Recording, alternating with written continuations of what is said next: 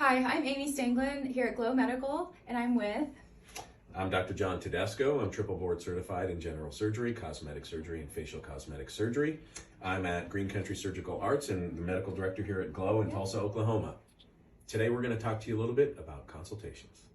What I thought would be fun today is to kind of walk you through the general expectations of a consultation. So the first thing that I like to do when I visit with patients is I like to find out what their complaints are, what bothers them. It's different for everybody, and sometimes glaring things to you or me might not be bothersome to the patient, and that's important to recognize. Then I start to find out what the expectations are. How much are you wanting to correct? How invasive are you willing to go? How patient can you be with the recovery? There really is an important truth to the no pain, no gain philosophy in cosmetic surgery, that the more damage that you cause, the more change and improvement that you can expect. And then the final thing that I tend to do with patients is I give them their jobs, because it's important for you to take responsibility, take good care of yourself so you can have a good result. The first and most important is walk. After surgery, it can be a big deal. You can be sore, you can be nauseous, you can be tired, it can be hard. Your body wants to just lay there, and that's the worst thing that you can do. Studies prove you get better faster and you have fewer complications the more that you walk, get the blood moving, get the lungs moving. Things like blood clots and pneumonia, those can happen after any surgery, and walking is the best way to lower that risk. That's number one. Number two is eating. Another seemingly simple thing that is not easy when you don't feel good. So lots of nutrition, at least 2 or 3 protein shakes a day are an easy way that you can get your nutrition in, your protein, your vitamins, your building blocks in those first few days when you don't feel great. Number 3 is stay positive, especially with the face. It can be swollen for a while, it can be red for a while, it can be tough. And I always remind patients, stay focused on the light at the end of the tunnel, know that we'll get you through that healing process. Being happy, being positive seems to help with healing.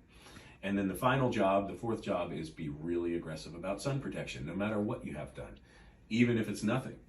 Sunblock is the best thing you can do for your skin, and UV light makes ugly scars. So whenever you have a procedure done, always protect it from the sun so that your scars can disappear appropriately. Okay, so we have Frankie here with us today. So let's just say hypothetically that she was coming in because she's feeling like she's getting some laxity in her neck. That's a very common issue as we age. And so generally, like I said, I would talk to her and I would say, okay, show me a little bit about what bothers you. Okay, so this area under my neck has laxity. I've had weight loss, aging, all of that. So when I move certain ways, it's more pronounced and that bothers me.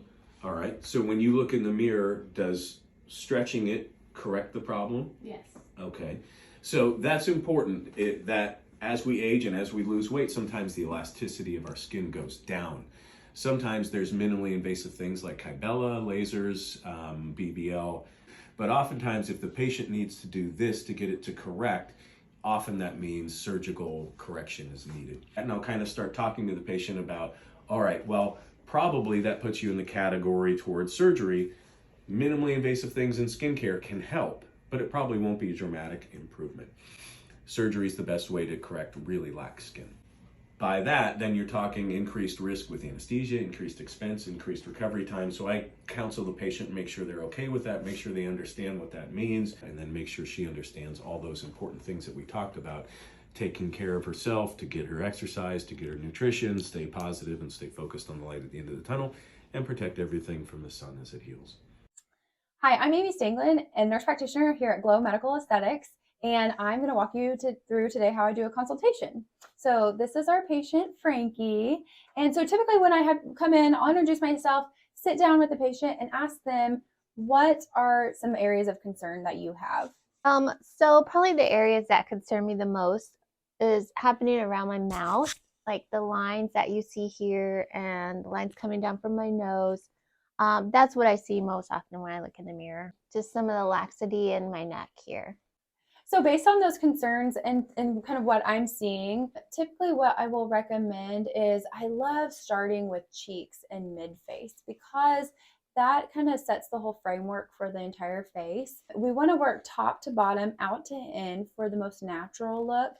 And once we support the cheeks, then that will change kind of what our plan could be for the jawline, for the chin, anything like that. It can even maybe improve the neck a little bit. And then we could add a little bit of filler just to the chin here, and even I think a little bit of Botox too, just to relax that mentalis muscle. You've got a good projection to your chin. If we just add maybe a little, just a smidge right there, just to bring it maybe out just a little bit and down just a hair, I think that would really help kind of elongate, and that's going to hide some of the things that you're not liking. The nasolabial folds, doing the cheeks first, is going to help. It could resolve them to where you're happy and they don't bother you anymore. Or then we can go back with a little bit of filler kind of in those nasolabial folds, but we won't need as much. So we reduce the risk of looking puffy, kind of chipmunkish or anything like that, because we don't want to trade one issue for something else that you won't like. And we can walk through how many syringes that we think that would take, break it down. I always tell patients, we don't have to do this all in one day. We can, but we don't have to. We can break it down into bite-sized pieces over a year or 6 months, whatever kind of fits in with their timeline. I think having a plan is the biggest thing, and just having a step forward, like what's the next step. Going along with having that treatment plan, we've got some really exciting things coming over the next couple months that we're going to be rolling out, and that's going to work hand in hand with the consultation and getting a really good plan and having that next step forward. It's like once you leave, it's like, okay, I'm happy today. What are we going to do next time? What's my next move? And so be on the lookout for that, because we've got some really exciting stuff coming.